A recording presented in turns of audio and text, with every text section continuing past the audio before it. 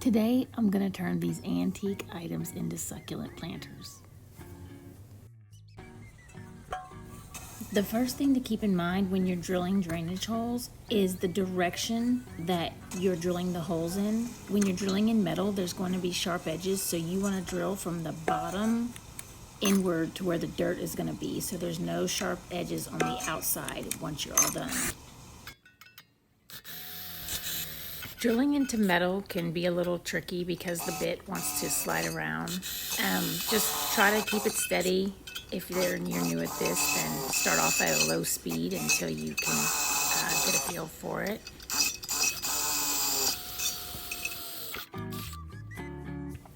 The other thing is once you've drilled in the metal, there's going to be some metal shavings, and I always like to vacuum those up right away. Now on to the next step of covering your drainage holes. So there's several different things you can use. Today I'm going to use screen and cocoa fiber. So this is a piece of screen that I just cut to size, and I'm sliding it into the bottom just to cover the holes.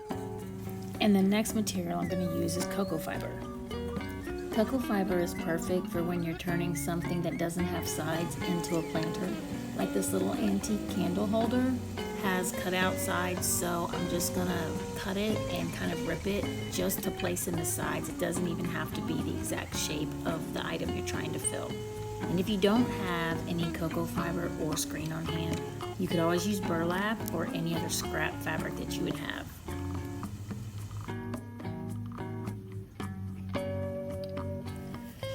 The next step is I'm going to add some medium-sized pebbles for drainage, especially since I'm planting succulents in these planters.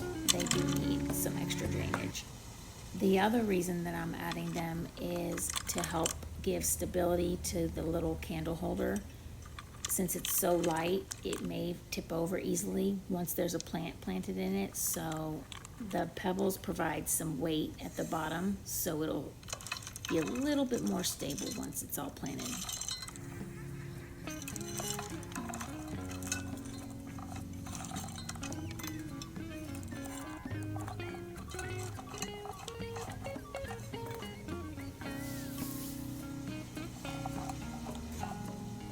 The next step would be adding your soil mix.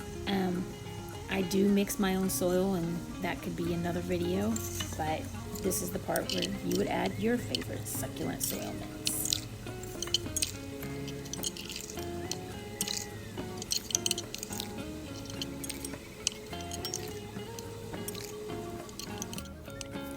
I like to just kind of see how things look as I go.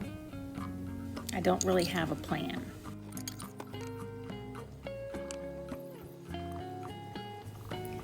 There's no real hard set rule on how to do this. Some people like to start with larger plants and then work their way down to small ones, and sometimes I do that. But today I'm starting with small ones because I want to fill in the corners first and then go from there to see how certain plants are going to fit.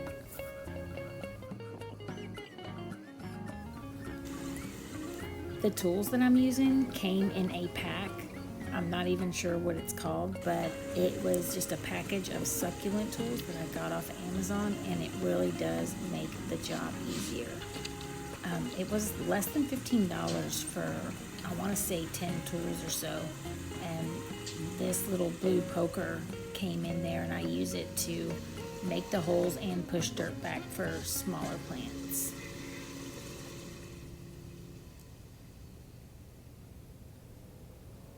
The next thing that I do is more precautionary. I like to brush DE powder on plants when I get them from different areas. DE is a natural pesticide that I have found to be helpful with keeping the plants dry and deterring insects. So I would say I've probably used this besides during transplants like this where I'm combining plants from different areas. I also use it probably every 3 months or so, just as a precautionary throughout all my succulent planters.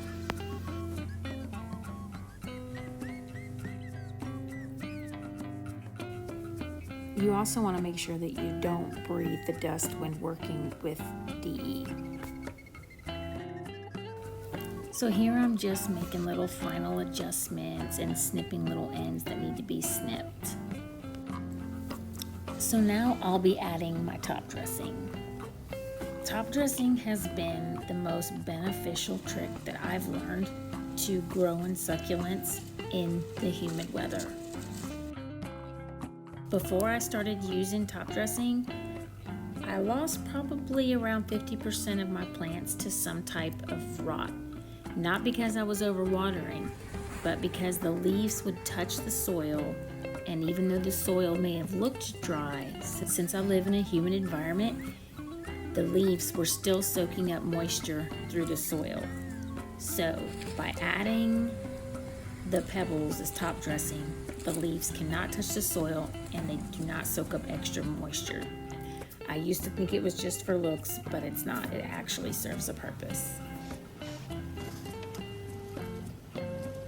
So when adding your top dressing, you want to get all the places where the leaves would touch the dirt and where leaves might touch other leaves. I like to use this little paintbrush to help dust off any soil, perlite, or tiny pebbles that fell in the plants while I was planting them.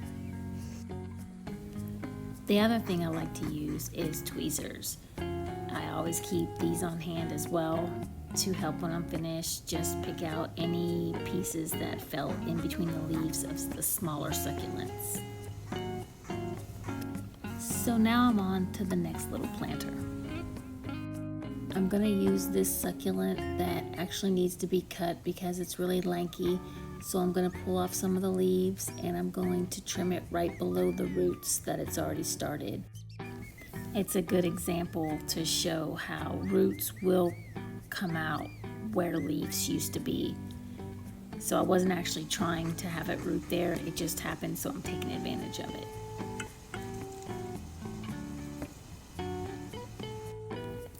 You have to remember, if you do happen to replant succulents after cutting them like this, you cannot water them right away. I'll probably water these in 2 to 3 days at the earliest, but I could wait even 2 weeks and nothing would happen. So it's better to plant them and forget about them and then go back later and water them.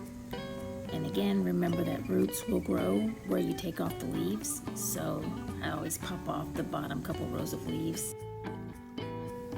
The leaves that I take off, I will be propagating, so those will go straight to my drying tray, which I'll be sharing in another video about all the stages of propagation.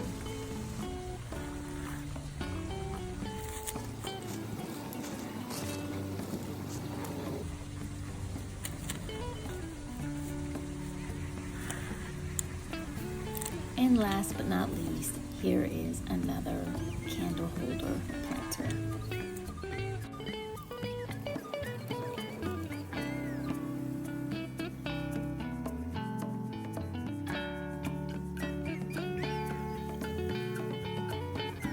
And I'm just going to follow all the same steps that I did with the previous planters.